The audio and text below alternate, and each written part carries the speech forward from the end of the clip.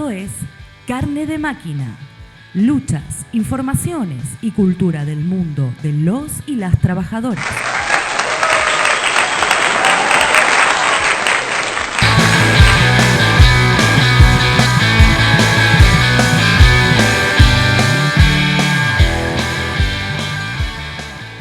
Les espera la horca.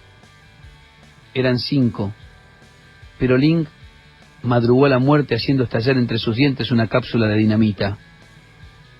Fisher se viste sin prisa tarareando la marsellesa. Parsons, el agitador que empleaba la palabra como látigo o cuchillo, aprieta las manos de sus compañeros antes de que los guardias se las aten a la espalda.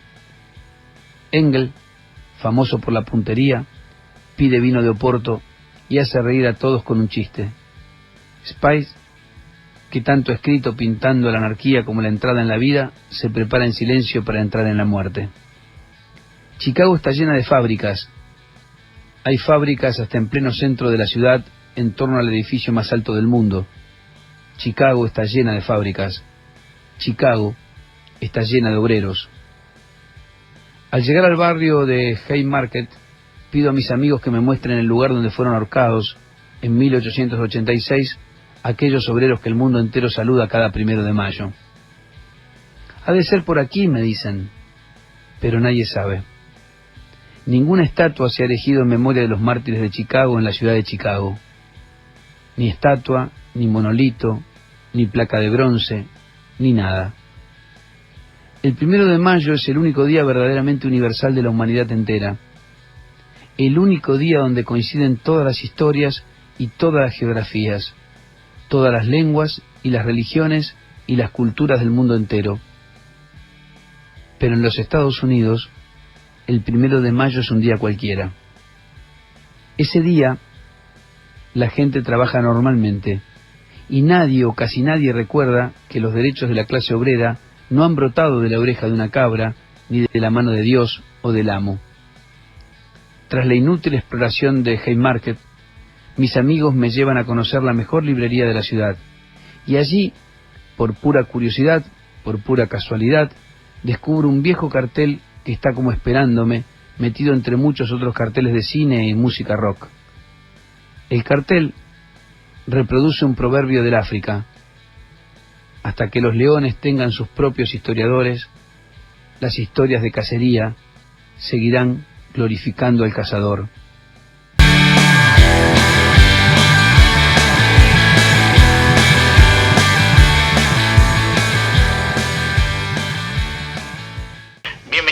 Bienvenidos, esto es Carne de Máquina, un programa hecho en resumen semanal y cortinas por Lito y Flor, con la columna de opinión de nuestro compañero y amigo Raúl, con la editorial de la gremial de abogados y abogadas a cargo del Negro Toares, y como siempre, quien les habla, Sebastián Díaz Infante.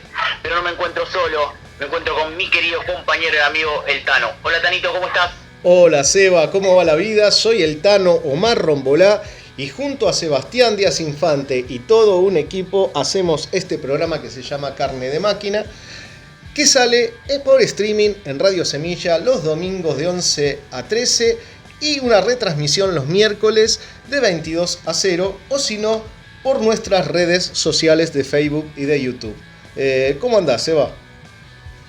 Acá andamos, Tanito, luchándola, no aflojando. Esperemos, como siempre hablamos, cada semana que va pasando la resolución de mi causa, la resolución de la causa de los compañeros de Coca también.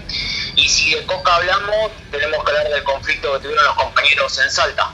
Sí, vamos a hablar de eso, vamos a hablar del conflicto y de la represión estatal por parte del gobernador Sáenz a los laburantes de Coca-Cola de Salta. Y también vamos a hablar del paro docente de esta semana, ¿no? El paro que lo convocó ATE y SUTEBA, ATE el 25 y 26 con paro de auxiliares en su totalidad, y el 26 con paro de profesores.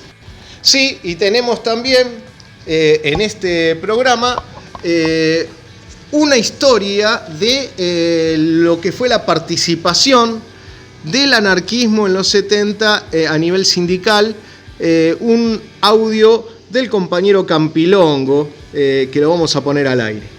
Eso y muchísimo más, como siempre vamos a ir reflejando lo que fue pasando en la semana, las distintas luchas, y además se nos acerca una fecha muy importante para todos los trabajadores, que es el 1 de mayo. Exactamente, Seba, este 1 de mayo que nos encuentra con una ofensiva patronal terrible que estamos sufriendo los laburantes y que después las elecciones la vamos a sufrir de manera redoblada, así que hay que prepararse para resistir.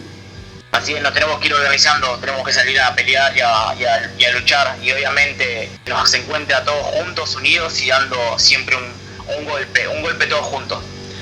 Bueno, Seba, pero vamos con el programa y vamos avanzando. Vamos con un temita musical, Tanito.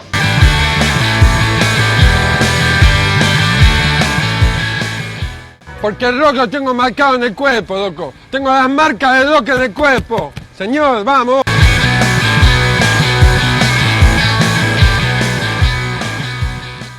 Ahora en Carne de Máquina, ¡vamos las bandas!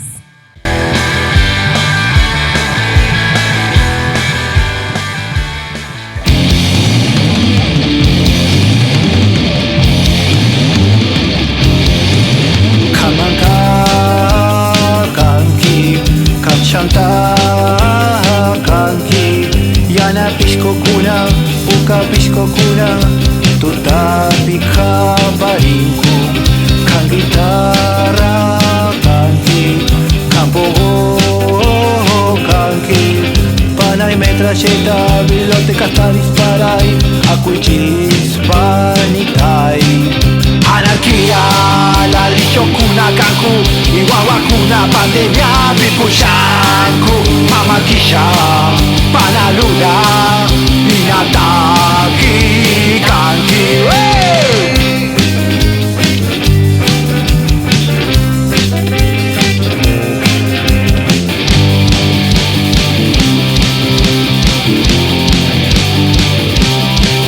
Anarquía, cigarrillo ikikan, iwawakuna pandemia, vía 5, taitaiti, panalula, minataki kanki, tormenta mana manchantis, tormenta kanki, shana pishko kuna, puka pishko kuna, minataki.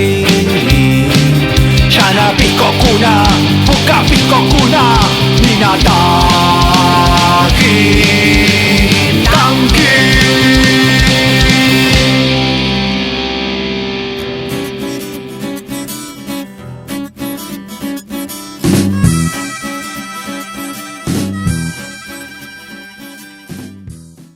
Acabamos de escuchar Canción Fuego de Enero Rojo.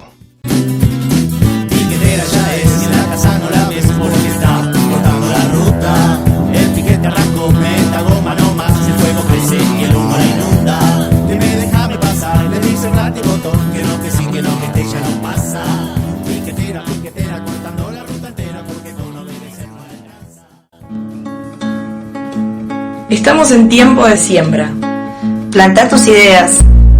Plantá tu música. Plantá tus palabras. Plantá tus sonidos. Plantate. Radio Semilla. Piquetera, piquetera, cortando tu vida entera, porque con obedecer ya no alcanza. Y en este programa también vamos a estar hablando de la empresa argentina, ya que estuvimos hablando de Coca, vamos a estar hablando de Manaos. Manaos es la empresa que sigue persiguiendo compañeros, que sigue despidiendo, sigue persiguiendo al compañero César, que estuvo, por juicio le ganó, él tuvo una reincorporación y lo aíslan, hasta el mismo dueño lo está persiguiendo y aísla a los compañeros para que no hablen con él. Esa situación que no se repite solamente ahí, sino se repite en todos lados, en toda la fábrica, más nosotros lo conocemos muy bien, con compañeros que mismo de Coca que han vuelto a su puesto de trabajo y el sindicato, Utiaga o Fataga, y ahora en este caso el dueño de Manaus también los persigue al compañero. Exactamente. Bajó Orlando Canido, titular de la empresa, reunió a trabajadores en grupos de a 5 trabajadores, planteándoles que se dejen de reclamar categorías, que se dejen de hinchar las pelotas con no querer trabajar los fines de semana, y que si se juntan con César Luján, que si se acercan a César Luján, si hacen asado, jugar a la pelota con César, iban a ser echados a patadas en el culo en estos términos, ¿no? Una amenaza y una presión terrible, una actitud ilegal de la patronal. Se está metiendo en temas de los trabajadores, está amenazando a los laburantes. Es una práctica antisindical absolutamente ilegal de Orlando Canido. Nosotros vamos a denunciar en nuestro programa y vamos a denunciar toda esta persecución y 4 despidos de efectivos, 2 despidos de contratados en Manaos de La Matanza, ¿no?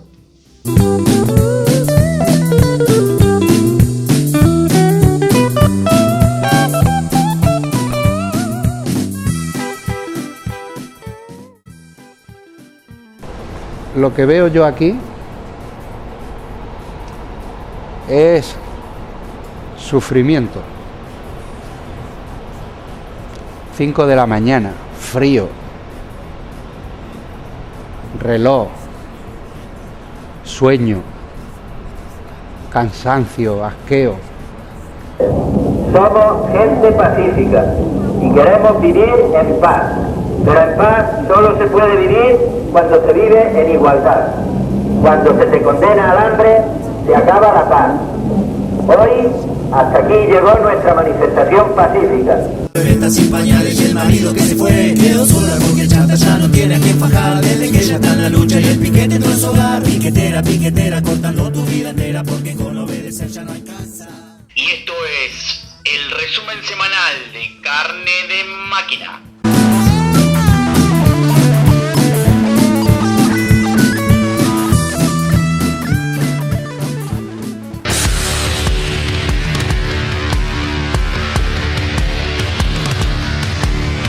Este es el resumen semanal de noticias de Carne de Máquina.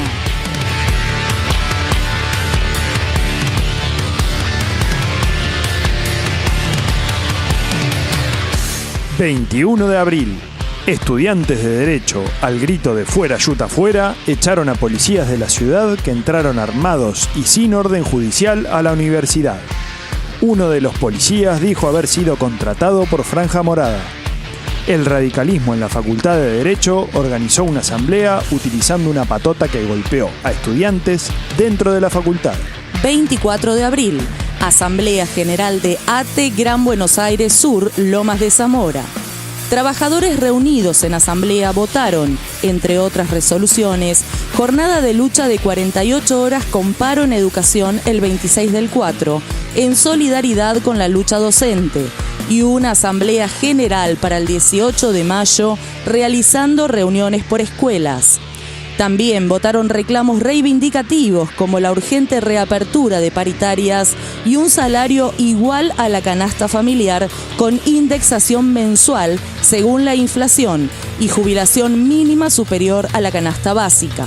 Pase a planta permanente a los 6 meses, baja de la edad y aportes jubilatorios en educación, más y mejor cobertura de IOMA, mejor comida en los comedores escolares, condiciones de trabajo dignas, infraestructura, equipamiento y elementos de trabajo, entre otros.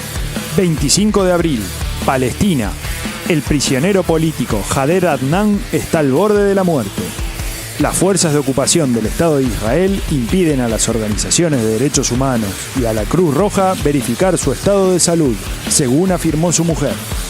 La fundación Mayat al-Quds advirtió sobre el peligro de muerte del prisionero palestino. El pasado domingo, el tribunal militar rechazó una vez más una solicitud de liberación. El arresto de Adnan Jader sucedió el 5 de febrero, después de que las fuerzas de ocupación allanaran su casa en la ciudad de Arraba. Jader ya estuvo 12 veces en prisión y acumuló cerca de 8 años bajo detención administrativa. Francia. Una vez más, miles de trabajadores franceses ganaron las calles en protesta contra la reforma provisional del gobierno de Macron. En París, Rennes, Marsella volvieron a movilizarse contra las medidas del gobierno. Los manifestantes expresaron su repudio al grito de Macron dimisión, mientras la policía intentaba dispersarlos en calles llenas de basura. Uruguay. Una multitud de trabajadores realizó el tercer paro general de 24 horas contra la reforma de las pensiones que se discute en el Parlamento. Sindicatos del vecino país llamaron a un paro general en rechazo a la reforma jubilatoria. El plan promovido por el gobierno de la calle Pou plantea aumentar la edad de retiro de los trabajadores de 60 a 65 años. 26 de abril, aniversario de la represión de la policía de la ciudad a los trabajadores y pacientes del Hospital Borda. Paro docente. En el marco del paro provincial impulsado por los UTEBA Multicolor, movilización de docentes organizados en SUTEBA Tigre. Chivilcoy, provincia de Buenos Aires. Trabajadores municipales, incluidos salud y trabajadores autoconvocados, fueron a la huelga con movilización, exigiendo aumento salarial. Salta, paro en la planta de Coca-Cola. En la fábrica de gaseosas, trabajadores se vieron impedidos de manifestarse en reclamo de paritarias. Un obrero de la empresa manifestó que los tenían encerrados y agregó que no los dejaban salir a manifestarse sobre la avenida Paraguay, en una insólita actitud ilegal, antidemocrática y persecutoria. 27 de abril, banderazo y abrazo simbólico al hospital de Chipoleti. Trabajadores reclamaron derechos y seguridad para el hospital, convocando a todos los vecinos y organizaciones a acompañar sus reclamos por salud de calidad para los rionegrinos. A pedido de Coca-Cola de la provincia y dejando un saldo de varios heridos y 5 trabajadores detenidos, el gobernador de Salta, Gustavo Sáenz, reprimió con la policía provincial a los obreros de la fábrica de gaseosas que reclamaban por aumento de salario. Este fue el resumen semanal de noticias de Carne de Máquina.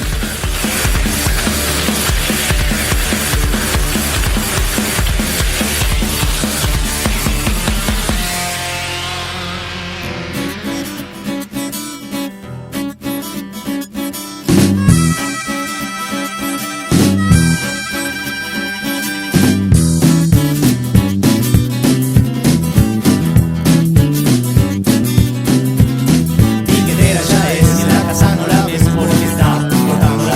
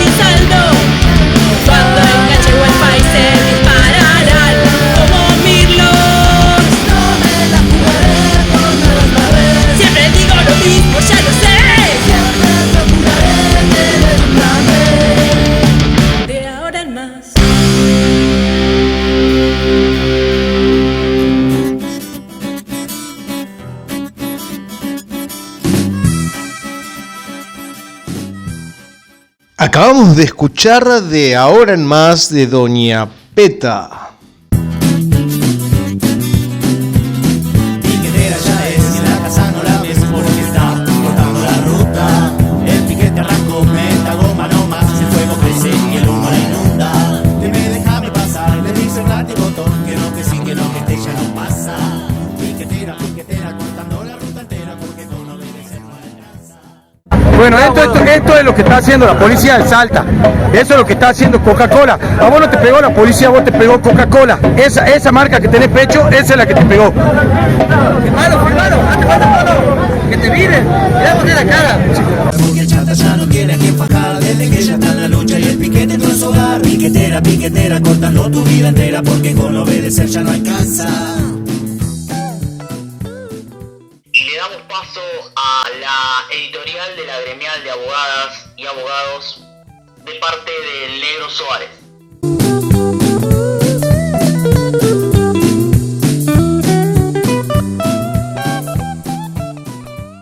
Hola compañeras y compañeros oyentes del programa Carne de Máquina de Radio Semilla, a quienes agradecemos que nos permita la Gremial de Abogados hacer una editorial todas las semanas. Hoy queremos hablar de, y vamos a seguir charlando en otras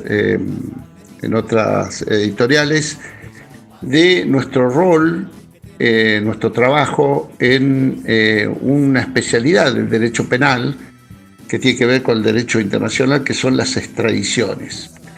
En los últimos 20 años, o menos 15, la gremial, desde que existe y un poco antes de su existencia, sería la protogremial, en su momento antes había sido Fidela, nos cargamos al hombro prácticamente el 100% de los casos de extradiciones de compañeras y compañeros de organizaciones armadas, de organizaciones revolucionarias, de organizaciones políticas de otros países que fueron detenidos en la Argentina. Como nosotros siempre decimos, hay dos razones por las que lo hacemos. Una es la solidaridad. Diría tres razones. Una es la solidaridad, el otra es el compañerismo sin reserva, en el sentido de que no vamos a hacer jamás reservas de los métodos o medios o modos de luchas o formas de luchas de cada una de las organizaciones en distintos lugares de nuestra América y el mundo, a la hora de defenderlos cuando esos luchadores son detenidos en la Argentina. Y la tercera razón es porque creo que debemos ser, si no los únicos, los más especializados o los mejores especializados en cuestiones internacionales, básicamente en extradición. Hasta donde nosotros sabemos, hasta donde yo sé, prácticamente casi todas las extradiciones nos las traen a nosotros. Primero porque además sabemos mucho de extradición. Y yo diría que durante un tiempo me ocupé yo, pero hoy está Gustavo Franquet, que siempre me acompañó hasta que se recibió de abogado, siempre me acompañó en montones de juicios y fue mi principal asesor. Y hoy yo creo que soy yo asesor de él. Hoy me parece que es quien más sabe de extradiciones. Ustedes, muchos de los que escuchan esto seguramente lo habrán conocido cuando lo vieron en las distintas audiencias que tuvimos a cabo cuando defendimos a Facundo Molares, requerido en extradición de Colombia. Pero hoy quería hablar del caso de Josu Lariz Iriondo, un compañero vasco que fue acusado de ser miembro de la ETA y de haber puesto un explosivo al paso de un camión de la Guardia Civil hace unos 30 años, y quizás más, no recuerdo, que vino a Uruguay y que después fue requerido en Argentina en extradición por el juez Garzón. El juez Garzón, yo les recuerdo a todos, a pesar de ser tan amigo de la vicepresidenta Kirchner, de ser tan alabado por los organismos de derechos humanos en la Argentina, yo diría por casi el 100%,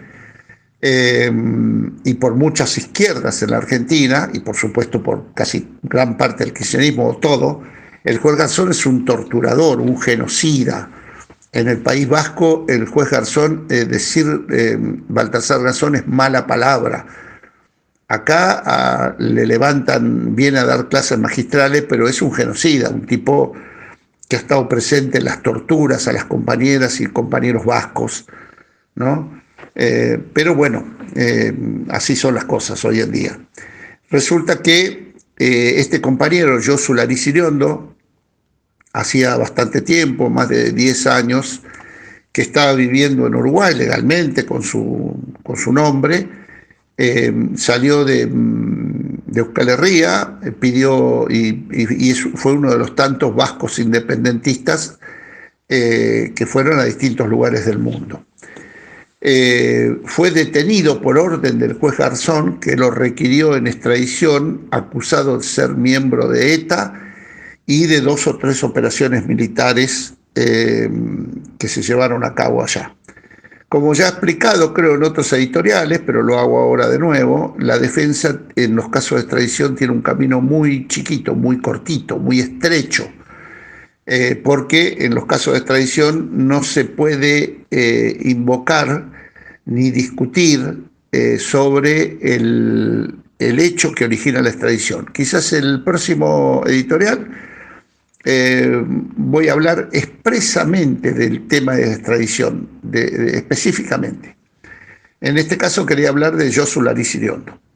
Es detenido con fines de extradición, sometido a un juicio de extradición en Uruguay y es liberado. El tribunal uruguayo y luego la corte uruguaya entienden que Josu Lariz Iriondo fue un perseguido político y por lo tanto en el derecho uruguayo, igual que en el derecho argentino, si la defensa puede probar que la persona requerida en extradición es un perseguido político o está acusado de un crimen político, no corresponde la extradición. Pero lo que ocurrió es algo insólito. El presidente en ese momento de Argentina se llamaba Néstor Carlos Kirchner. Kirchner era el presidente de la Argentina. Josu Lariz es puesto en libertad. De pronto un día lo llaman del juzgado que le concedió del tribunal de Montevideo, le dicen vení que tenés que firmar unas cosas. Él habla con su abogado, Juan, me acuerdo, hace una cita, lo espera a su abogado en un lugar, él llega, le hacen firmar algo y cuando baja aparecen unos coches, lo amarrocan, lo encapuchan, lo llevan al aeropuerto de Carrasco, aparece ahí un tipo de la embajada española que les da a los policías un pasaporte trucho con la foto de Josu, que dice que es Juan Pérez, y cuando llega a Ezeiza se lo entregan a la Policía Federal. Plan Cóndor.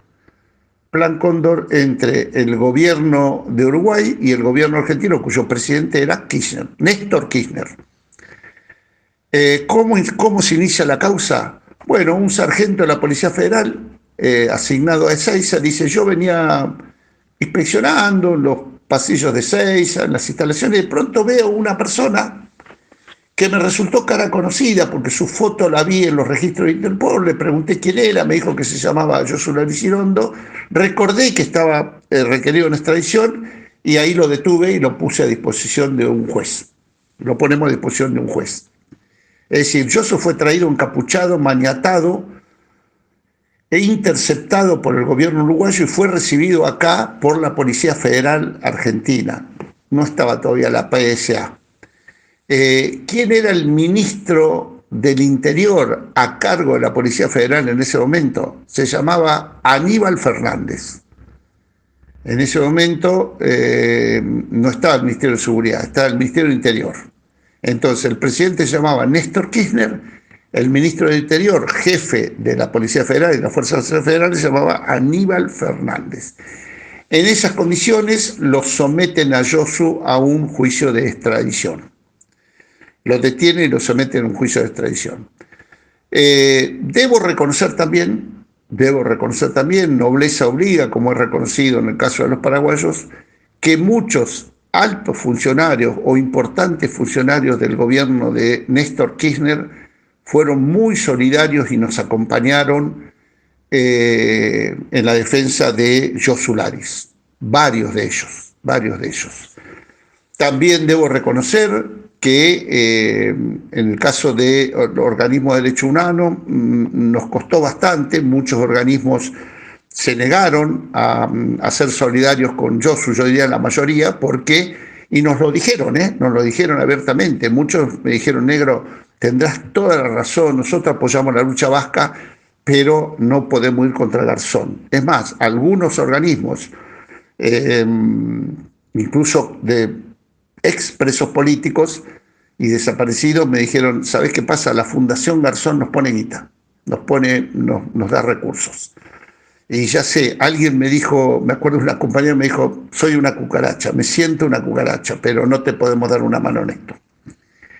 Pero sí algunos altos funcionarios, incluso del Ministerio del Interior de ese momento. No los nombro porque no les pedí autorización para nombrarlos, sino con mucho gusto los nombraría.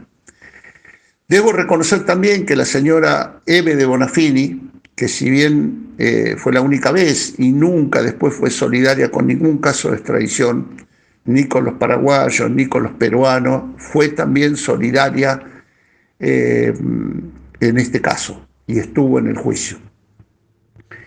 Fue muy importante, por primera vez yo por lo menos no me sentí solo en la defensa, no me sentí solo en absoluto. Recuerdo que en ese momento también estaba defendiendo a otro compañero italiano que también fue detenido y requerido con fines de extradición por Italia. El compañero Leonardo Bertolazzi estaba acusado de ser miembro de las Brigadas Rojas italianas y estaba condenado a, no recuerdo si a 30 años de prisión en Italia, en un juicio en ausencia. Italia tiene juicio en ausencia. En la Constitución argentina eso está prohibido. Y esa fue la razón por la cual, o los fundamentos que pudimos esgrimir en ese momento para ponerlo en libertad. El compañero Leonardo sigue en la Argentina. Finalmente, ese juicio tramitó ante el juez Bonadío, el famoso y fallecido juez Bonadío.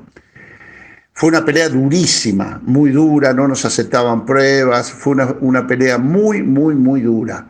El Estado español, además, puso todos los cañones,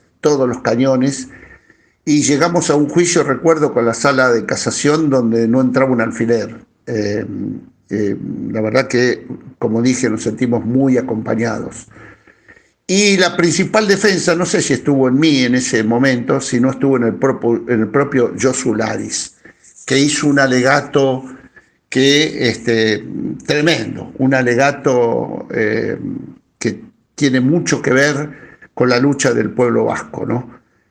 Sinceramente, mientras estoy explicando esto, se me pone la piel de gallina recordando la voz de Josu, donde al final de su alegato le dice al juez: señor juez, no le pido a usted que se ponga la chapela, que es la boina de los vascos, pero tampoco se ponga la corona del rey de España. Así termina Josu Laris.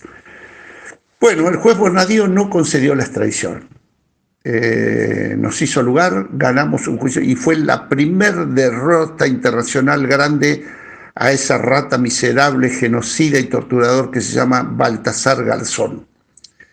Le dimos una paliza, le llenamos la cara de dedos.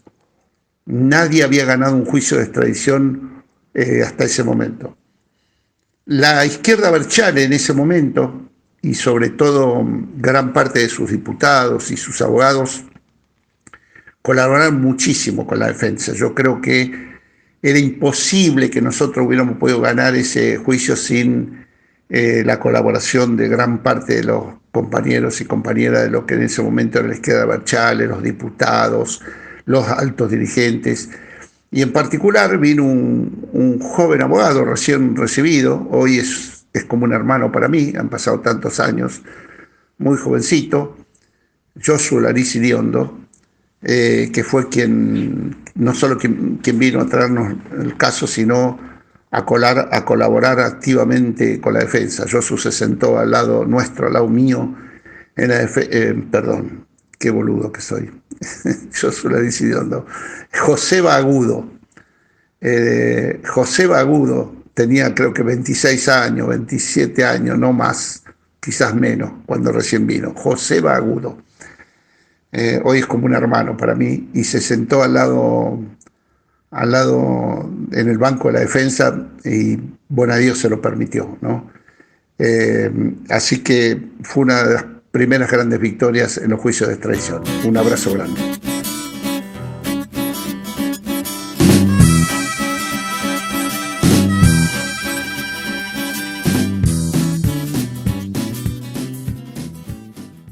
Estás escuchando Carne de Máquina. Luchas, informaciones y cultura del mundo de los y las trabajadoras. Te arranco meta goma no más, el fuego crece y el humo la inunda. Déjame pasar, le dice el látigo botón, que no, que sí, que no, que este ya no pasa. Piquetera, piquetera, cortando la ruta entera, porque con obedecer no hay nada.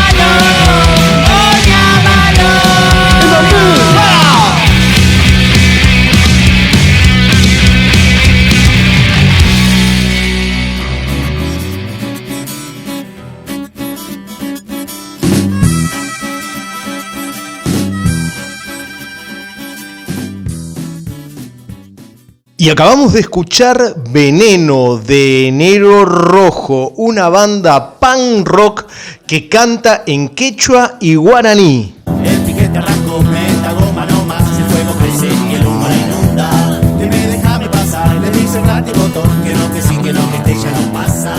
Piquetera, piquetera, cortando la ruta entera, porque con obedecer no alcanza. Se rumorea en Salta que el gobernador de turno, abrió, por así decirlo, 12 pozos de agua para la gente, para que lo pueda utilizar aguas del norte. Pero pasa lo siguiente: dicen que 3 pozos de esos que abrieron, que hicieron una gran pantomima presentando y haciendo tipo una presentación cual estrella de rock, llevándole el agua a la gente, 3 de esos pozos son pura y exclusivamente para Coca-Cola. Los únicos que pueden retirar agua de ahí, mejor dicho, retiran agua de esos pozos, es Coca-Cola. El 25% de la obra se la lleva Coca-Cola. Exactamente. Entonces, realmente el gobernador sí es un títere de Coca-Cola.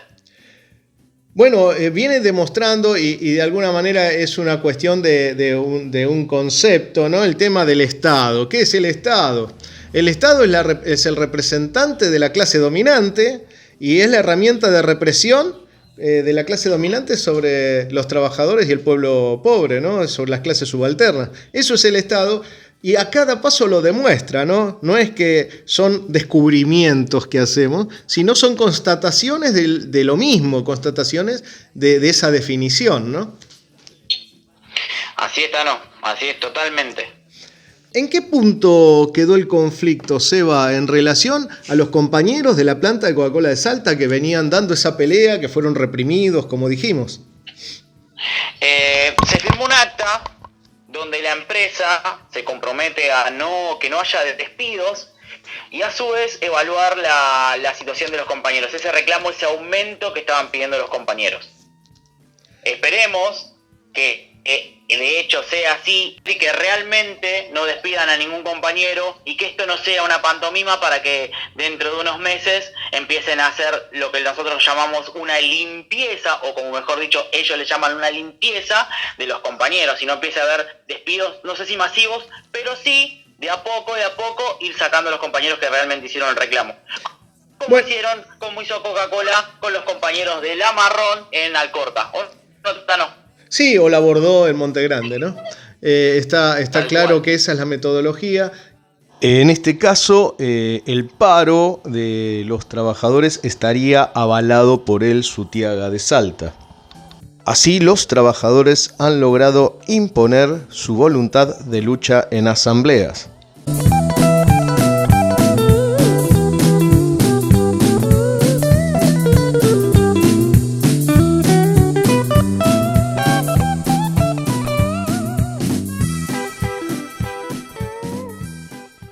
Bueno, en Salta los trabajadores lograron imponer por asamblea su voluntad y el sindicato avaló el paro. En Córdoba los trabajadores tuvieron que movilizarse hasta la sede del sindicato para reclamar que asuma una posición a favor de los trabajadores. En el sur, la Fataga interviene el sindicato, donde los trabajadores votaron una conducción genuina, y en Manaos acompaña el Sutiaga la persecución a César Luján y demás trabajadores. Quedó sola porque Chanta ya no tiene a quien fajar, desde que ya está en la lucha y el piquete entró en su hogar. Piquetera, cortando tu vida entera porque... Y nosotros lo sabemos mejor que nadie, lo sufrimos en carne propia, tanto mi despido como tus persecuciones y estar proscripto del sindicato. Sí, exactamente. O la firma de los despidos que hizo el sindicato y el cuerpo de delegados en 2019. Digamos, cómo firmaron los 32 despidos en Planta Alcorta.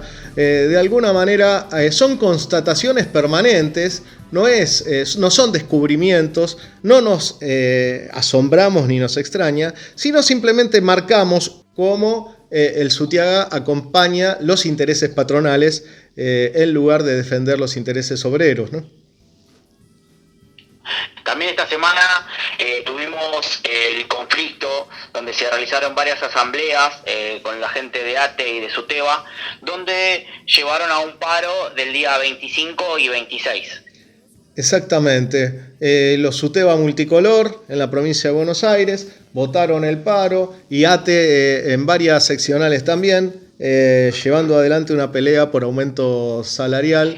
La verdad, la lucha por aumento salarial, la lucha por el salario se extiende por todo el país, porque en verdad han pulverizado el salario, ¿no?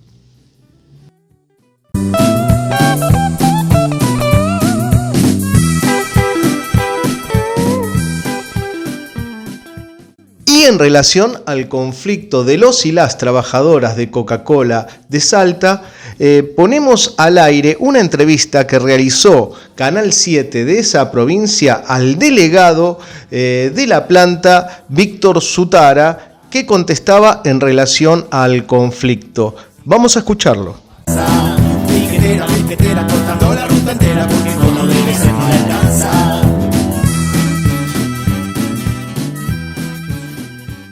Sí, la situación lamentablemente es la misma. No ha cambiado nada hasta el momento que estamos hablando. No ha cambiado nada. La patronal sigue cerrada en su criterio, y nosotros también. Tenemos ya la respuesta, que fue la primera, el despido de la empresa con amenaza, y hablaron de su totalidad, nos dijeron de frente, en la última reunión que tuvimos con el director de Capital Humano, Barranco, nos dijo, están todos despedidos, el turno tarde está despedido, el turno noche también está despedido. Estamos hablando de 400, aproximadamente 400 compañeros. Todo surge por un petitorio que sale del cuerpo de delegado con puntos que la empresa no está cumpliendo, en algunos de ellos del convenio colectivo, y se sumó lo que quería las bases, 2 puntos en común que buscan una mejora en nuestro salario, que no se negocian las paritarias, estamos hablando de horas extra al 200%, y también estamos hablando de la productividad. No está trabajando nadie más que las personas que no están agremiadas.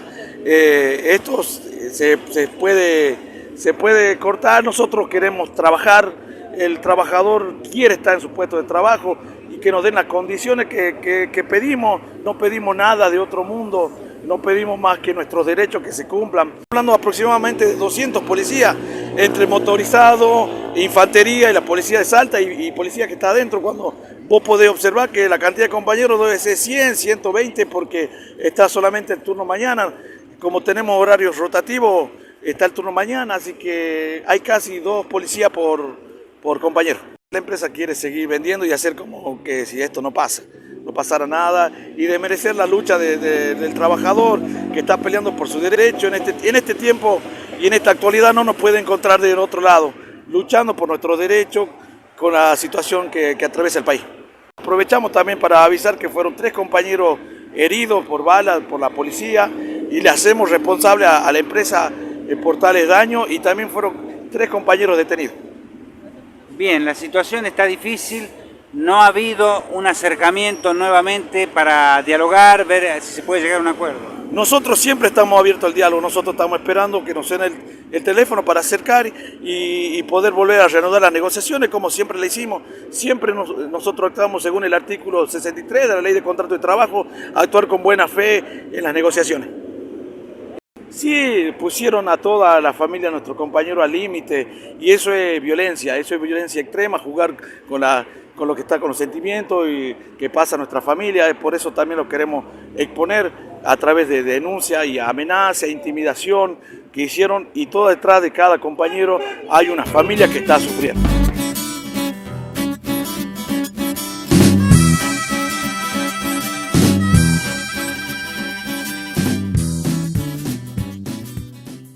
Y en el medio de la represión, los trabajadores expresaron de dónde venía esa violencia. Vamos a escucharlos. El piquete arrancó, meta goma no más, el fuego crece y el humo la inunda. Déjame pasar, le dice el látigo botón, que no, que sí, que no, que este ya no pasa. Piquetera, cortando la ruta entera, porque no debe ser no alcanza. Que no disparen, les pedía por favor que no disparen. Contame qué pasó. Estaba pidiendo por favor que no disparen, me han disparado a mí. Bueno, esto es lo que está haciendo la policía de Salta. Eso es lo que está haciendo Coca-Cola. A vos no te pegó la policía, a vos te pegó Coca-Cola. Esa marca que tenés pecho, esa es la que te pegó.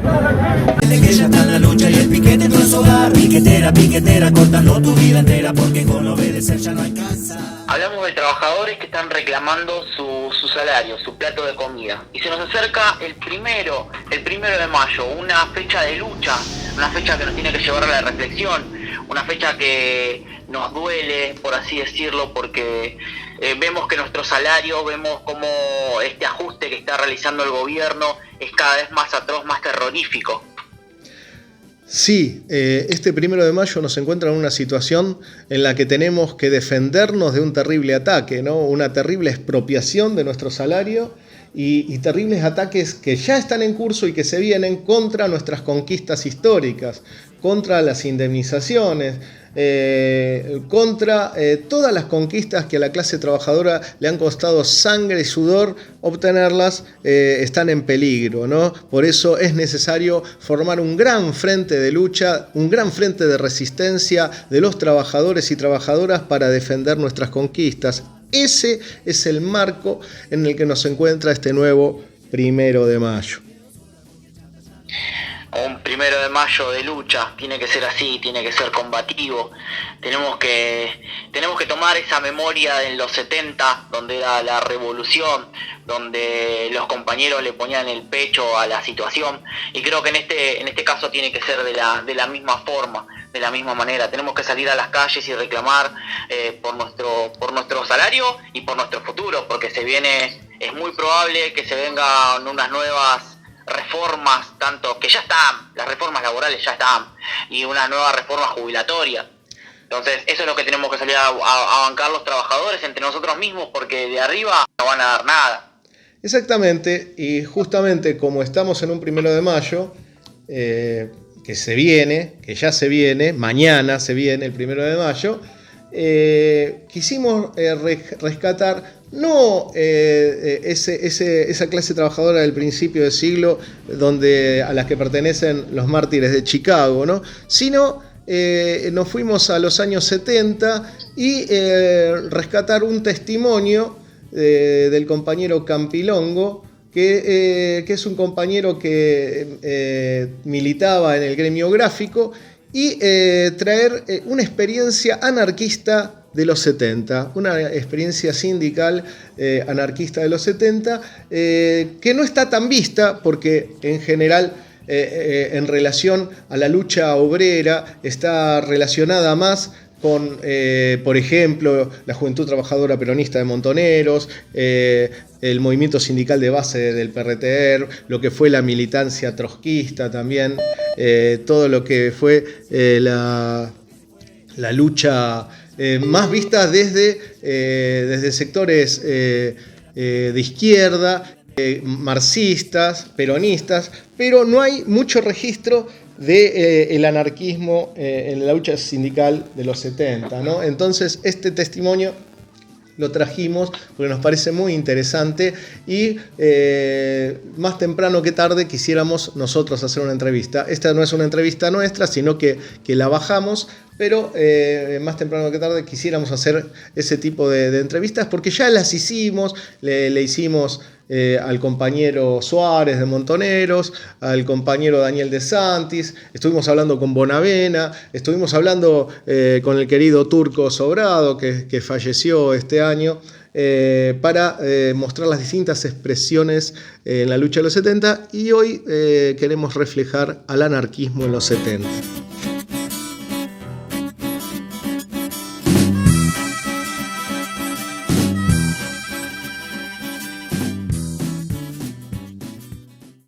Vamos entonces a la entrevista a Oscar Daniel Campilongo, realizada por Solidaridad Obrera.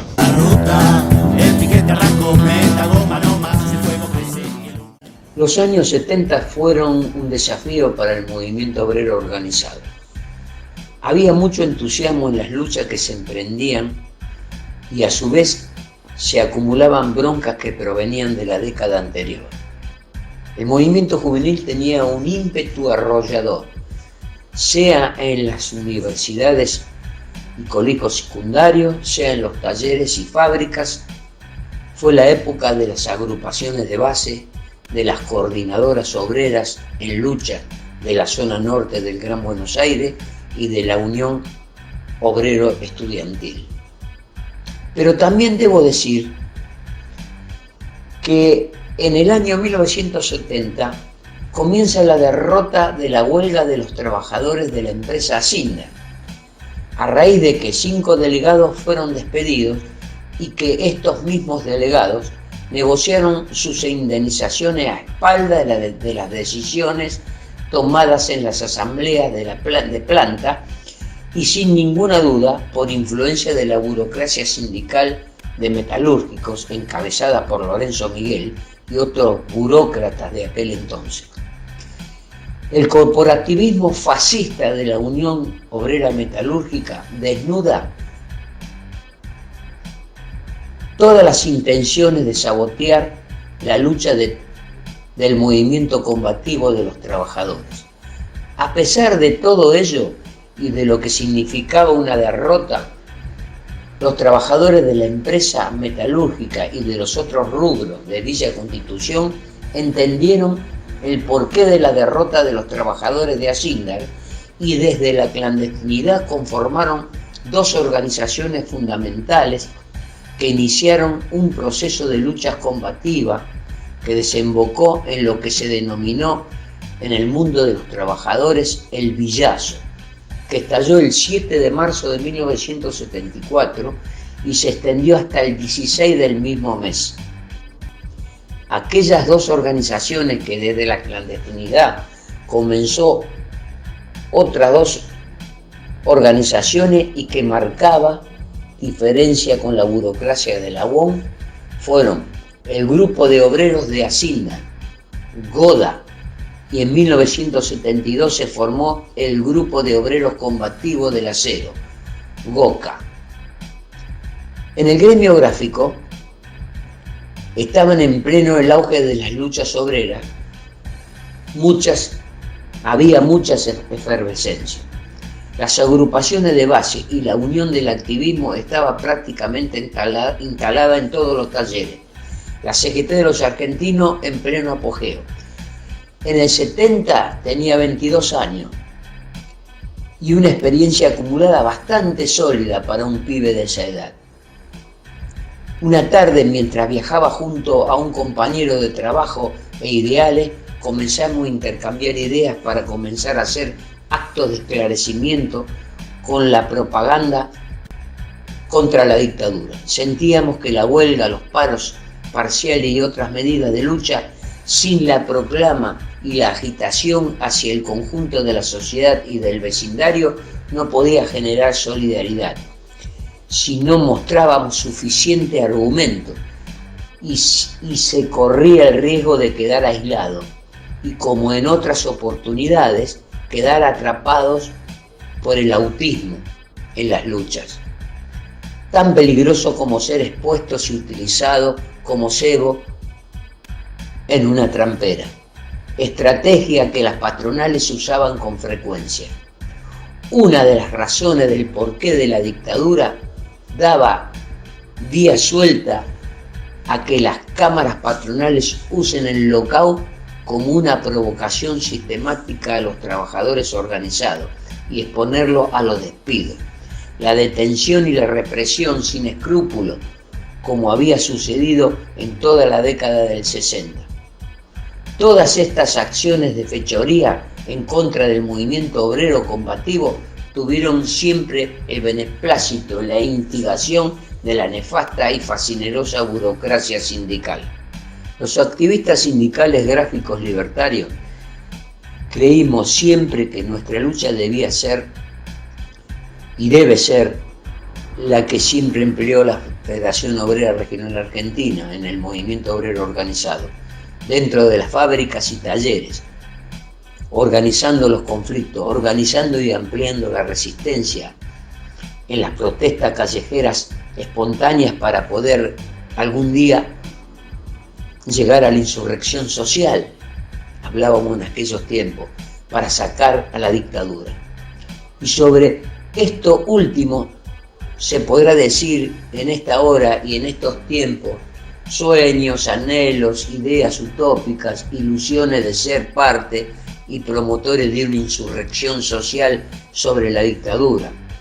Tal vez haya sido en parte cierto que el ideario de aquel activismo haya sido más voluntarioso que posible, pero fuimos coherentes con nuestros principios y en ese camino tuvimos el respeto de nuestros compañeros de taller y del activismo en todo el gremio, que además de luchar con nosotros, tenían otras actividades independientes del sindicalismo. Siempre nos han respetado aquellos compañeros como nosotros a ellos, claro está, con ardientes debates y discusiones como era en aquellos años, pero por sobre todas las cosas éramos compañeros de laburo y hermanos de clase.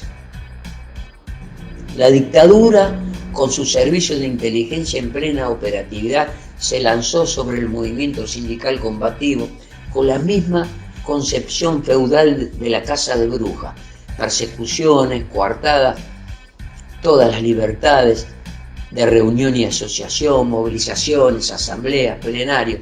Solo nos quedaba hacer actos conspirativos, reuniones clandestinas, horarios de reunión como podíamos, daban una característica dinámica a la lucha por la existencia y su organización. ¿Cuánto cuesta acomodar los recuerdos? Quizás porque el paso del tiempo haya dejado huellas imborrables en nuestras conciencias. Recordar es traer el pasado al presente, y ese pasado nos marcó seguramente hasta el final de nuestra vida, pero también ese pasado fue realizado por nosotros con nuestra dinámica de pensamiento y acción, de haber querido cambiar la sociedad capitalista de producción, que es la sociedad de explotadores y explotados, de dominadores y dominados, de los que mandan y dan órdenes y los que asienten y obedecen, la sociedad de la jerarquía, de jefes, capataces, gerentes y directivos. Quisimos cambiar el modo de construir cultura, que no sea para una clase social privilegiada, sino para el pueblo productor. Por eso enarbolamos el ideal libertario, sin temores.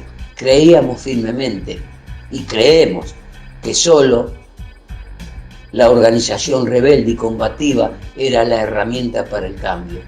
No se luchaba por la liberación a solas, se luchó por la liberación social, se luchó por la emancipación social de los trabajadores como clase de productores libres, por el poder del pueblo productor. Se luchó por el poder de la imaginación, el saber, el decidir y el hacer, que para nosotros, libertarios, es el único poder que concebimos. Los otros, los del poder político y económico y sus instituciones de dominación y domesticación, son nuestros enemigos.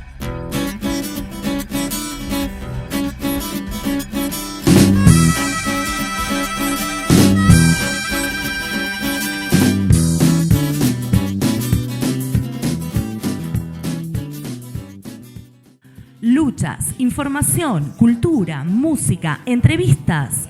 Carne de Máquina, el programa de los y las trabajadoras. Que me déjame pasar, le dice el botón, que no, que sí, que no, que este ya no pasa.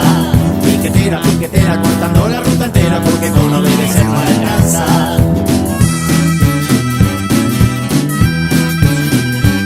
No alcanza para el gas, no alcanza para la lucha, la más grande le faltan zapatillas. El del medio tiene fiebre y el remedio no aparece, la bebé está sin pañales y el marido que se fue quedó sola porque el chata ya no tiene a quien fajar, desde que ella está en la lucha y el piquete entró en su hogar. Piquetera, piquetera, cortando tu vida entera, porque con obedecer ya no alcanza.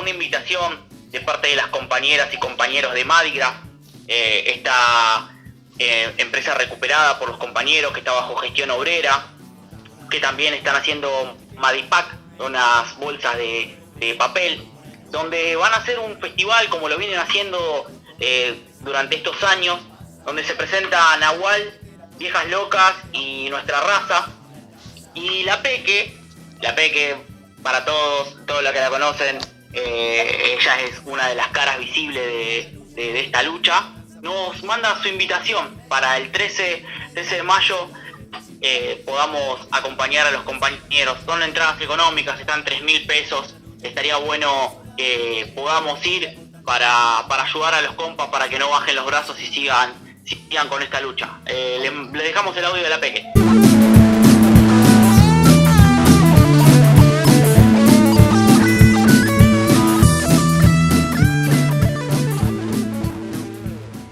Los trabajadores y las trabajadoras de Madigraf bajo gestión obrera, el 13 de mayo vamos a realizar un festival de rock como hicimos en otras oportunidades. Esta vez se van a estar presentando Nahual, Nuestra Raza y Viejas Locas por Fachi y Abel, así que esperamos que todos puedan venir a pasar una noche de rock junto a todos los que hacemos Madigraf, que se acerquen a defender nuestra fábrica recuperada y que peleemos juntos por mejores condiciones de trabajo, en contra de la precarización laboral, en contra de los tarifazos y la crisis económica y política que estamos viviendo todos los trabajadores y las trabajadoras.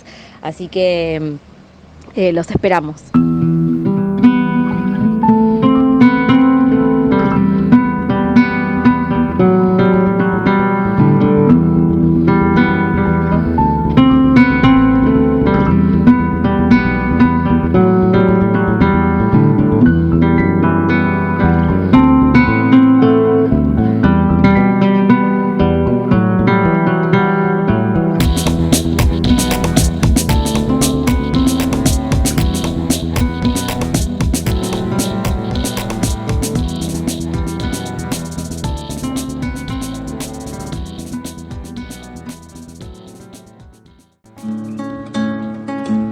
Estamos en tiempo de siembra. Plantá tus ideas. Plantá tu música. Plantá tus palabras.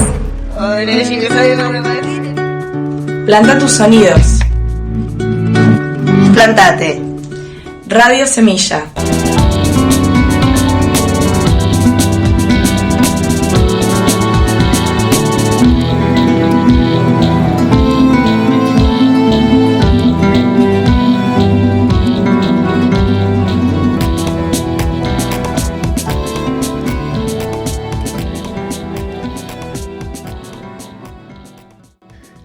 Pero ¿quién es Orlando Canido? ¿Quién es Orlando Canido? Orlando Canido. ¿Quién es? ¿Quién es Orlando Canido?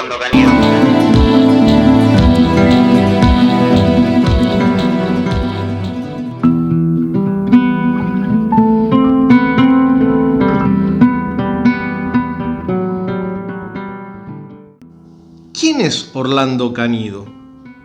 La familia Canido, Orlando y sus hermanos, Norberto, Omar y Mari, manejó durante más de 30 años una distribuidora de bebidas en la zona oeste del Gran Buenos Aires. En un comienzo, trasladaban la cerveza Bieker y los vinos Crespi, pero cuando la primera se vendió, empezaron a recorrer las fábricas comprando bebidas de manera directa. Fue así como fueron distribuidores oficiales de la gaseosa Sao por 10 años. En 2003, Orlando Canido sufrió un accidente y estuvo mucho tiempo internado. Sao decidió continuar la distribución por su cuenta y lo dejó fuera del negocio. Canido pensó dedicarse al rubro agropecuario, pero finalmente a los 49 años decidió apostar por la industria de las bebidas. Para esto, vendió 1.500 cabezas de ganado de su hacienda y alquiló su terreno. La familia juntó $200.000 y compraron lotes en Virrey del Pino, La Matanza, donde montaron la fábrica Refresh Now en 2004. Según fuentes de los trabajadores, Canido impuso Manaos en las distribuidoras, entregando su producto e imponiendo el retiro de las pequeñas marcas, retiro que realizaba él mismo, actitud reñida con la lealtad comercial. El mítico empresario, al que Netflix le ofreció hacer una serie con su vida, vende una imagen popular con publicidades de sus productos en las Islas Malvinas y un eslogan campechano: ¡Vamos Manaos!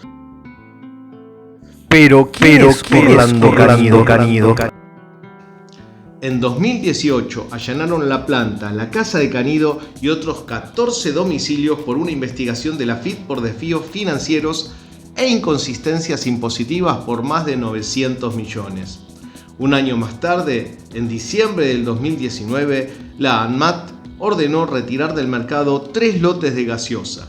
Actualmente, Manaos exporta a Uruguay, Puerto Rico y Panamá. No obstante, su gran objetivo está en Brasil. Para esto aseguran planear instalar una nueva fábrica en una provincia cercana a ese país. La planta de Virrey del Pino actualmente tiene 140.000 metros cuadrados y emplea a más de 500 personas. Ahí tienen capacidad para producir unas 40.000 botellas por hora en cada una de sus 15 líneas. En 2016 invirtieron $12 millones para incrementar en un 40% su capacidad de producción. Pero, ¿quién es Orlando Canido? Pero, ¿quién es Orlando Canido? El dueño de Manaos, desde hace al menos una década, comenzó a acaparar tierras por vía del dinero y también por la violencia. En Bajo Hondo, noroeste de Santiago del Estero, Canido es dueño de unas 4.000 hectáreas y tiene varias denuncias por atacar a las comunidades locales. Corría el año 2016 y el terrateniente dueño de Manaos fue acusado de atacar con armas de fuego a campesinos del paraje Bajo Hondo. 3 camionetas ingresaron a un lote con 15 hombres armados en su interior que quemaron ranchos, mataron animales, envenenaron el único pozo de agua y hasta hirieron a un hombre de la comunidad Guaycurú. Todo con el solo objetivo de desalojarlos de sus tierras, por la fuerza e ilegalmente con ánimos de explotación. Adrián Montenegro es integrante de la comunidad Yacucachi del pueblo Guaycurú, que está radicada en Bajo Hondo. Relata un episodio. La banda armada que tiene Orlando Canido me atacó cuando buscaba a los animales aquí. Después me impidieron el paso, ingresé igual, me atacaron a los tiros, me hicieron 5 o 6 disparos para que yo abandonara el lugar. El horror está naturalizado porque Canido tiene el poder económico y las influencias políticas. El hostigamiento continuó al día siguiente. Me manda mensajes mi hermano, dice Montenegro, tipo 11 de la mañana, diciéndome que lo habían acorralado 5 o 6 personas. Lo habían amenazado porque lo confundieron conmigo. Él andaba viendo los animales y aparecieron con palos, machetes. Uno tenía una pistola. Esa es la banda que tiene Canido en el lugar. La comunidad Yacucachi tenía 900 hectáreas propias y ahora le quedan 200. Las otras 700 hectáreas se las apropió él con las bandas armadas. Nos desalojaron a los tiros, relata el campesino. La resistencia de la comunidad, que incluso cuenta con el aval del Instituto Nacional de Asuntos Indígenas en su relevamiento territorial, está acompañada por el movimiento campesino de Santiago del Estero, Mocase Vía Campesina. Él nos volteó el alambre, aquí donde estoy parado ahora, y los animales ingresan para el lado del sembrado. Nos están carneando los animales, los están matando, denuncia Montenegro. Los antecedentes del empresario terrateniente incluyen quema de viviendas, contratación de patotas, disparos contra pobladores. Noche y día venían tractores, topadoras y en un segundo se perdía todo. ¿Y los derechos legítimos de la comunidad? Siempre la justicia para el pobre es muy lenta. Quizás si usted hace una denuncia por robo o cualquier cosa que hace un terrateniente, la policía acciona en 1 o 2 meses. Cuando ellos denuncian, en el acto vienen, no tienen problema. Lo cargan a uno nomás. Aquí han ocurrido muchos casos con desalojos, nos quitan las pocas cositas que tenemos, las cosas que uno compra con sacrificio, un aparador, la mesa, una cama. A ellos no les interesa. Esta es la vida que vivimos día a día aquí en la comunidad. El tema de los desalojos, el tema de las amenazas. ¡Vamos Manaos! La marca que se vende como federal e inclusiva en la ficción publicitaria acuna en sus entrañas oscuros episodios protagonizados por su dueño, bien conocido entre los movimientos campesinos del norte del país por sus incursiones violentas en terrenos que pertenecen secularmente a comunidades originarias, para apropiarse de ellas ilegalmente y en muchos casos con el apoyo de grupos paramilitares fuertemente armados. Desmonte y plantación de soja en territorios fiscales y de comunidades originarias contrastan con la imagen popular de la bebida gaseosa del magnate de la tierra. Según Ángel Estrapazón, reconocido dirigente del movimiento campesino de Santiago del Estero, Canido es reconocido por su expansión violenta en el campo santiagueño. Tiene conflictos en Sachajop, Palmasola, con los Huichis y con Enchaco. En Huachana, allí cayó con un socio en Campo Gallo. En declaraciones periodísticas, para rematar con una sentencia lo define: no tiene límites, no le importa nada, ni mujeres ni niños. La frase inclusiva "vamos Manaos", repetida hasta el hartazgo, se diluye en contraste con la realidad. La que pretende ser presentada como una marca popular es fabricada precisamente por alguien denunciado permanentemente por sus abusos contra los sectores más vulnerables de la sociedad. En el colmo de los extremos de la osadía del pillaje empresario, en un mega operativo de Fiscalía del Estado en los departamentos de Moreno y Alberdi, se constató desmontes y usurpaciones ilegales en 19.000 hectáreas que la provincia había adjudicado a colonos. Canido los tomó en forma ilegal para la producción de soja. Se lograron secuestrar topadoras y silobolsas con soja, en violación lisa y llana a la ley de colonización de Santiago del Estero. Abate, titular del organismo interviniente, aseguró que fueron la firma Manaos, en sociedad con la chaqueña Lipsa, las que arrasaron con 32 lotes que representan la superficie indicada. La de Orlando Canido bien puede ser la crónica de un hombre violento y sin escrúpulos, que se esconde detrás de Manaos, una marca que pretende redimirlo desde el aparato publicitario que la fomenta en los sectores más populosos, justamente aquellos que mañana pueden caer en las garras de su voracidad.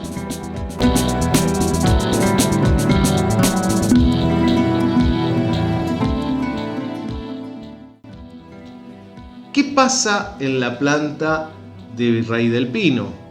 El 21 de abril, el dueño de Manaos, Orlando Canido, llamó a la oficina a grupos de trabajadores. A los mismos les manifestó lo siguiente: primero les aclaro a todos que no va a haber categoría para nadie porque no las puedo pagar. Cuando la empresa se prepara para instalar más líneas de producción, invirtiendo millones. También les manifestó que la empresa creció gracias a trabajar los fines de semana y que todo aquel que no quiera hacerlo, que se vaya. Está claro que la empresa crece con el sacrificio de los trabajadores, pagando en negro, con horas extras más liquidadas, sin otorgar categorías que corresponden. Por último, les lanzó una amenaza a todos los presentes: los que se junten con César Luján, el Portu, porque es un zurdo y lo quiero echar, van a estar despedidos. Esa fue la amenaza, en una práctica ilegal y persecutoria. No se conforma con establecer en la fábrica un régimen de terror, quiere también controlar la vida de los trabajadores por fuera de la planta. Canido explota a sus trabajadores e impone un régimen de terror amenazando a los compañeros. Una cosa está clara: si el dueño tuvo que encarar esta situación es porque a los delegados y al sindicato nadie les cree. Están muy desprestigiados y eso también se expresa en las rebeliones de base que se están dando en el sur del país, en Córdoba y en Salta. El 25 de abril, Manaos despidió a 4 compañeros efectivos y 2 contratados con el argumento de reestructuración de personal, días después de las amenazas lanzadas por Canido. No es posible disociar un hecho del otro. Es muy grave lo que está sucediendo y solo se comprende por la impunidad del poder. Pero las amenazas y los recientes despidos dan cuenta que algo comienza a cambiar en los trabajadores de Manaos. No confían en los delegados ni en el Sutiaga. Tanto es así que tuvo que intervenir el patrón.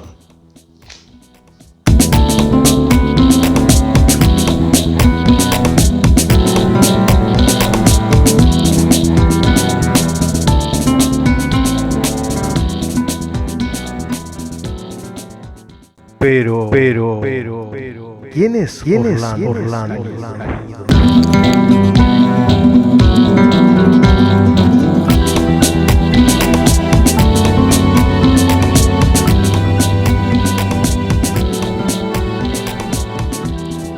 ¡Das cunapa de hablar!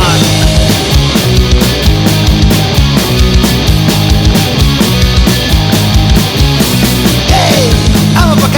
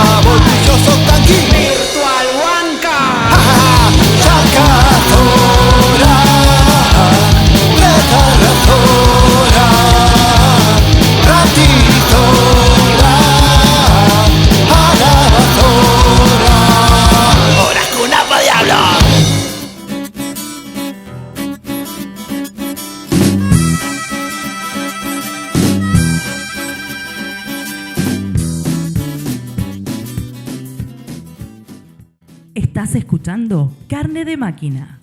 Luchas, informaciones y cultura del mundo de los y las trabajadoras. Cometa, goma, no más, el fuego crece y el humo la inunda. Déjame pasar, le dice el botón, que no, que sí, que no, que este ya no pasa. Piquetera, piquetera, cortando la ruta entera, porque con obedecer no alcanza. Estamos en tiempo de siembra. Plantá tus ideas. Plantá tu música. Plantá tus palabras. Plantá tus sonidos. Plantate. Radio Semilla. Piquetera, piquetera, cortando tu vida entera, porque con obedecer ya no alcanza.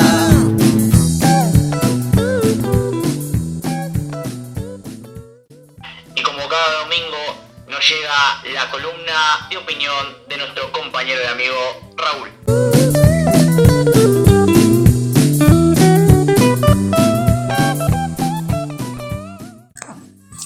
Hola compañeros de Carne de Máquina, nos encontramos nuevamente, esta vez en víspera de un nuevo 1 de mayo, marcado por una crisis y una guerra en curso que muestran al capitalismo tal cual es, explotador, saqueador, imperialista.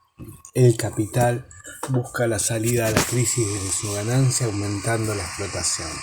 Los inventos que bien podrían liberar a una parte enorme del proletariado mundial de labores rutinarias, repetitivas, tediosas, son armas usadas en contra de la clase trabajadora. Enormes masas de trabajadores enfrentan la desocupación, son arrojadas a la pobreza, a la miseria, a la inanición. Sectores que antes estaban estables y accedían a una vida relativamente digna, ven en peligro sus puestos de trabajo. La fuga hacia adelante de este sistema amenaza violentamente a la naturaleza. El imperialismo, comandado por los Estados Unidos, promueve la guerra. Las potencias consideradas enemigas y atacadas no dejan de ser estados-nación que buscan garantizar la reproducción del capital. Las luchas actuales, estallidos, huelgas generales, combates callejeros vuelven a mostrarnos que somos los trabajadores los que movemos el mundo. Es en los grandes hechos de masas de confrontación con el poder que cobramos conciencia de nuestra propia fuerza. ¿Cómo no vamos a ser capaces de revolucionarlo todo?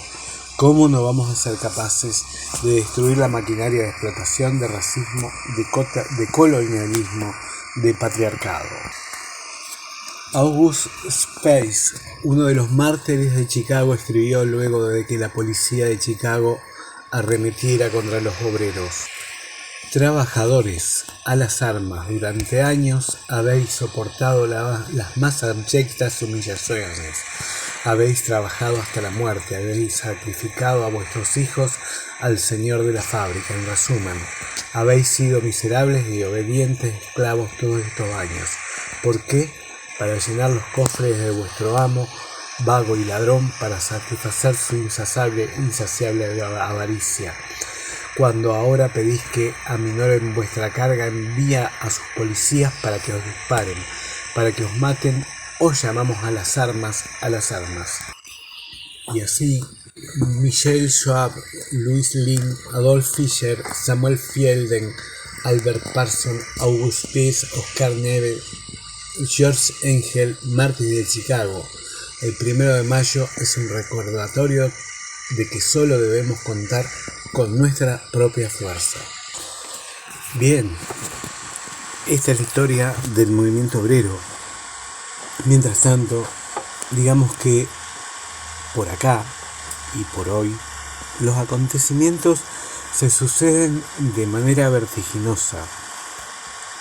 El cuello de botella, que significa la dependencia del dólar en relación a que se dedican los dólares al pago de la deuda externa, en relación a que hay una sequía que se profundiza y que hay un modelo productivo que depende de las cosechas y de las exportaciones, lo cual arranca con periódicos cuellos de botella que son los que hemos vivido en diferentes etapas, en el 89, 1989, en el 2001, también en épocas anteriores.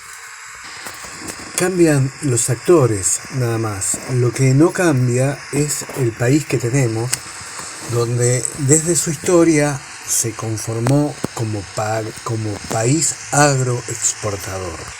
Y siempre aparece una crisis de reservas de la plata que se dispone en el Banco Central, lo cual se traslada al precio del dólar. Esto pone en el precipicio a todas las variantes de las corrientes políticas hegemónicas. E incluimos al conjunto de los partidos políticos, donde en cada oportunidad que se fue planteando este tipo de crisis, aparece el que se vayan todos. Y todos empiezan en un tembladeral. Y aparece como hecho notable que cambia los análisis del fin de semana, que somos varios los que los hacemos, donde las palabras de Cristina Kirchner y donde la inauguración de la escuela de formación Néstor Kirchner en su clase magistral, prácticamente lo que en esencia trató es de llevar tranquilidad a los cobradores de deuda externa, o sea, al Fondo Monetario, a las grandes empresas, de que no va a sacar los pies del plato. Entonces Cristina dijo: es necesario que vuelva a haber un programa de gobierno en donde discutamos estas cosas de las cuales estuvimos hablando hoy. No hay que pelearse, y tampoco un programa en base a la fe y al anticapitalismo. Hoy el capitalismo ya no es una ideología, es el modo de producción de bienes y servicios más eficiente. Se vienen momentos en el mundo en los que vamos a tener que estar preparados para grandes cambios, agregó Cristina, y cerró: la gran discusión no va a ser si capitalismo sí o no, sino quién conduce los procesos de producción para no dañar tanto al medio ambiente, para que haya mayor igualdad. Si lo dejamos a los mercados o el Estado, si lo dejamos a los mercados, o el Estado vuelve a tomar la dirección. Esto es lo que decía Perón. Cristina nos anotició. Y como si el Estado fuera un elemento neutral, como si el Estado que contrajo la deuda externa anterior a este gobierno de Alberto, el de Macri, no hubiera sido el mismo que está actuando ahora. ¿De qué Estado habla? El Estado es, en principio, de la gestión que lo maneja, pero básicamente es, como lo ha demostrado el puntual pago de la deuda externa de Alberto, el Estado es de las clases dominantes, el Estado es de los socios del imperialismo, el Estado es de los que manejan la economía. Todo esto de Cristina tuvo, digamos, su decoración en chistecitos sobre Cavallo, los ojos de Cavallo, si tenía ojos claros, o el pelo de Milei. Lo adornó con una rememoración de los 20 años de una descripción del plan Bonex y una advertencia sobre que el pasado aparece otra vez acá en el presente, y afirmó que Argentina atraviesa una situación en la que figuras, ideas y hechos del pasado parece que quieren venir nuevamente a instalarse en el presente para condicionarnos y condicionar el futuro. La pucha, tuvieron la oportunidad de que esta deuda no se pague, como si ella estuviera afuera de esto y no hubiera sido parte de este gobierno. Y se dedicó, aparte de los chistes contra Cavallo, contra Milei, a contar de Rodríguez de Larreta, que estaba a cargo del PAMI, a contar de López Murphy, que duró 10 días en su cargo, a contar de lo que fue la convertibilidad y cómo se desarrolló. Pero bueno, pasemos a otra cosa. El futuro vendrá y esta vez sí hablemos de que todos los actores de los grandes partidos se disputan una porción del electorado. Y a esta altura lo que importa es cómo se organiza el pueblo para la lucha. Porque para manejar esto se inventó otro dólar soja que los sojeros no quieren liquidar. Y entonces todo se va a resolver yendo al FMI, que la ve complicada y por ahí afloja unos mangos más. Lo que sí, este elenco gubernativo le asegura al establishment que va a haber una buena respuesta a lo que mande. Como siempre, a nivel internacional hay todo un conjunto de tensiones ya descritas en columnas anteriores. La presencia de Wendy, no la de Peter Pan, sino Wendy Sherman, la subsecretaria de Estado de los Estados Unidos, la siempre nombrada Laura Richardson, la generala que viene ya habitualmente, es una visita que entra sin tocar la puerta.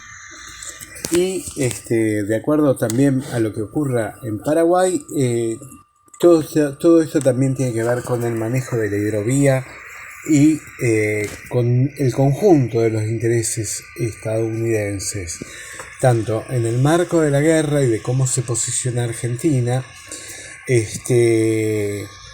Y un dato importante es que, de acuerdo a lo que suceda en las elecciones de Paraguay, es posible que Estados Unidos pierda espacio, dado que, por ejemplo, los sojeros paraguayos necesitan que Paraguay tenga una buena relación con China, porque le tienen que vender, y en relación a la hidrovía eso va en contradicción con los intereses de los sojeros paraguayos. Y a nivel mundial también la posición de Brasil sigue siendo no una incógnita, pero sí un nuevo camino en el cual Brasil comienza a tomar distancia y a ajustar sus lazos con China. A partir de la intervención de Dilma Rousseff en el Banco de los BRICS, de los países que están China, India, Brasil y otros menores, por lo menos Brasil se plantea una autonomía respecto de Estados Unidos más amplia. En este panorama de tensiones nacionales como internacionales y en el marco de esta crisis, uno puede demandar, decir, es necesario que salgamos de conjunto a la calle. Es un deseo personal y en este 1 de mayo nos encontramos en los actos, en los distintos actos que todos los luchadores vamos a llevar adelante a lo largo y a lo ancho de nuestra patria. Hasta la próxima, compañeros.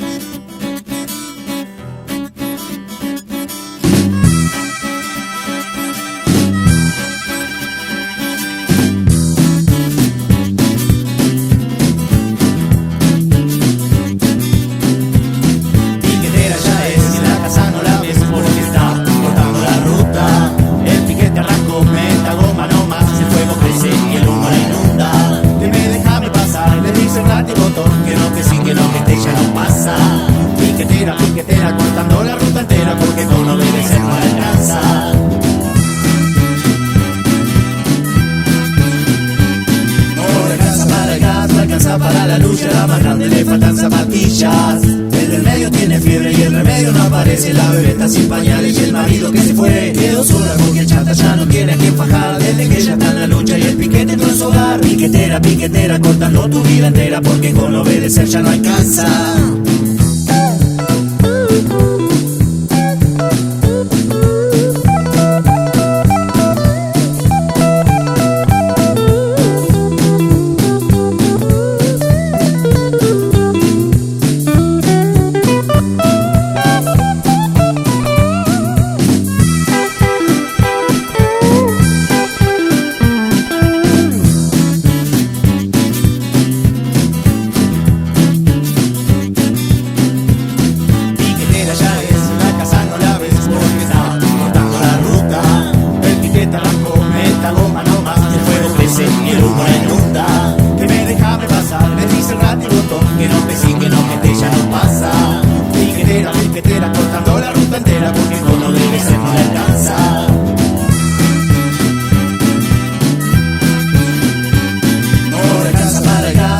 Para la lucha, la más grande le faltan zapatillas. Desde el medio tiene fiebre y el remedio no aparece. La bebé está sin pañales y el marido que se fue quedó sola porque el chanta ya no tiene a quien fajar. Desde que ella está en la lucha y el piquete entró en su hogar. Piquetera, piquetera, cortando tu vida entera porque con obedecer ya no alcanza.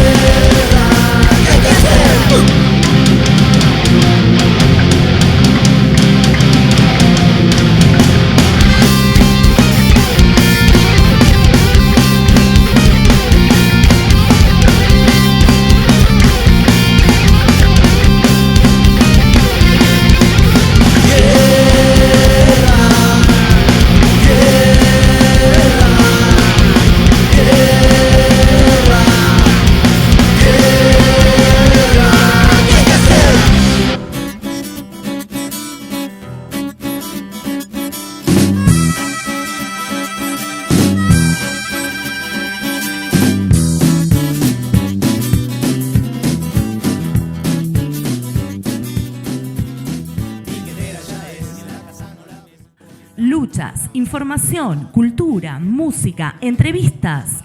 Carne de Máquina, el programa de los y las trabajadoras.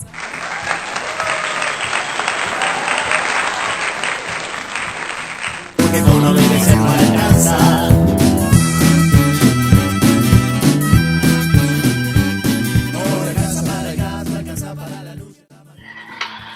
Y nos vamos yendo despacito.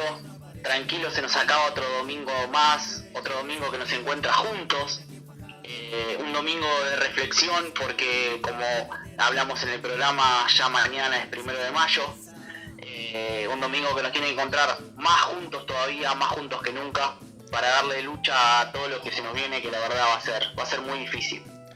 Es así, es un domingo previo al 1 de mayo, que es un día de recordación y de lucha.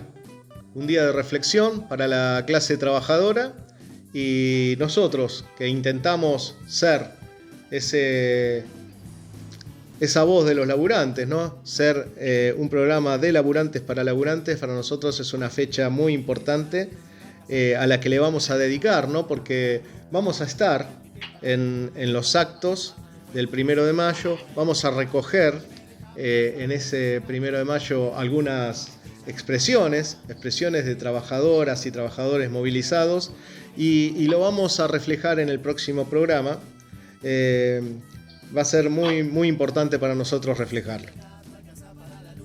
Muy movilizante para nosotros, es una fecha de reflexión y de lucha, como siempre.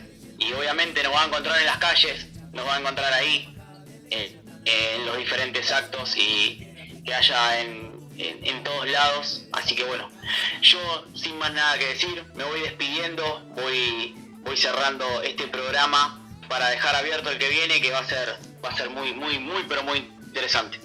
Dale. Les mando un abrazo, Tano, les mando un abrazo a todos. Seba, te mando un fuerte abrazo. Entonces nos vemos ahí, en la lucha y en el camino de esa sociedad nueva que crece en nuestros corazones. Abrazo grande. Esto fue Carne de Máquina.